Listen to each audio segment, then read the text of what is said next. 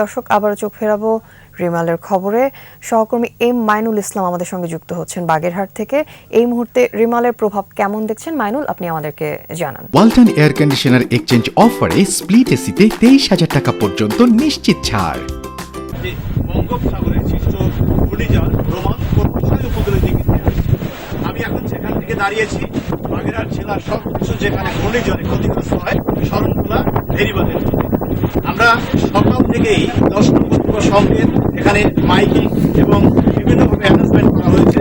স্বেচ্ছাসেবক এবং যারা এই রেড ক্রিসেন্ট সোসাইটি এবং সিপিবির সদস্যরা আছেন তারা সাইক্লোন সেন্টারে নেওয়ার জন্য রীতিমতো কাজ করে যাচ্ছেন।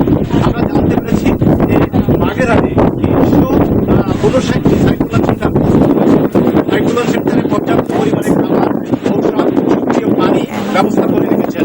জেলা প্রশাসনের পক্ষ থেকে সর্বোচ্চ মোকাবেলার জন্য যতটুকু এখানে দরকার ততটুকু তারা প্রস্তুত রেখেছেন। আপনি দেখতে পাচ্ছেন আমার পিছনে নদীর পানি 3 থেকে 4 ফুট বেড়ে গিয়েছে।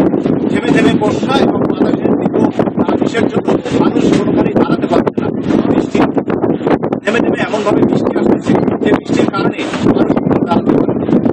আমরা একটু জানতে রাখি যে দুপুরে পরে সাইক্লোন সেন্টারে মানুষের প্রভাব বাড়বে এবং এর আগে মানুষ কেন তারা যেতে চাচ্ছে না।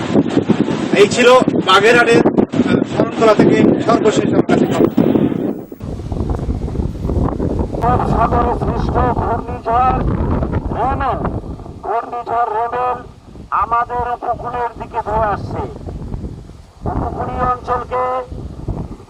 আমাদের উপকূলীয় অঞ্চলকে 10 নম্বর মহাবিপদ সংকেত দেখিয়ে যেতে বলা হয়েছে।